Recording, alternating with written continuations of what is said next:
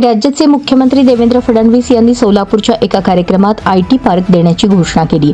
सोलापूर शहर उत्तरचे आमदार विजयकुमार देशमुख यांनी या कार्यक्रमात रोजगार निर्मितीची मागणी केली होती। त्या अनुषंगाने फडणवीसांनी ही घोषणा करताच MIDCला जोडून आयटी पार्कची जागा बघण्याच्या सूचना जिल्हाधिकाऱ्यांना केल्या। यानंतर शहर मध्याचे आमदार देवेंद्र कोठे यांनी आयटी पार्कसाठी पाठपुरावा केल्याचे पत्र प्रसिद्ध करत मुख्यमंत्र्यांचे आभार मानले। यावरून भाजपच्याच आमदारांमध्ये श्रेयवाद रंगल्याचे दिसून आले। दक्षिणचे आमदार सुभाष देशमुख यांनी सुद्धा या प्रकरणात कोंडी MIDCतील जागा सुचवली, पण ती जागा त्या पार्कला पूरक नव्हती। दोन्ही देशमुख आमदारांनी जिल्हाधिकाऱ्यांची भेट घेऊन आयटी पार्कचा पाठपुरावा केला। या विषयात आपण कमी पडू नये हे सुद्धा सांगण्याचा त्यांचा प्रयत्न दिसून आला।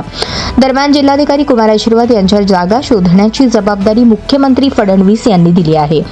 अक्कलकोट रोड MIDC परिसरात अपेक्षित जागा नसल्याने त्यानुसार जिल्हाधिकारी जागा पाहत आहेत। त्यांनी आतापर्यंत होडगी गावाजवळील एक शासनाची जागा पाहिली आहे, ती आमदार सुभाष देशमुख यांच्या मतदारसंघात असून दुसरी जागा त्यांनी पाहिली आहे ती कुंभारी भागात आणि तिसरी जागा बोरावणी परिसरात, जो भाग अक्कलकोटचे आमदार सचिन कल्याण शेट्टी यांच्या मतदारसंघात येतो।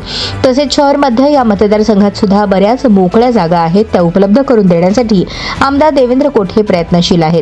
दरम्यान सप्टेंबर अखेरला आयटी पार्कच्या जागेचा प्रस्ताव शासनाकडे पाठवण्यात येणार असल्याचे जिल्हा प्रशासनाकडून सांगण्यात आले।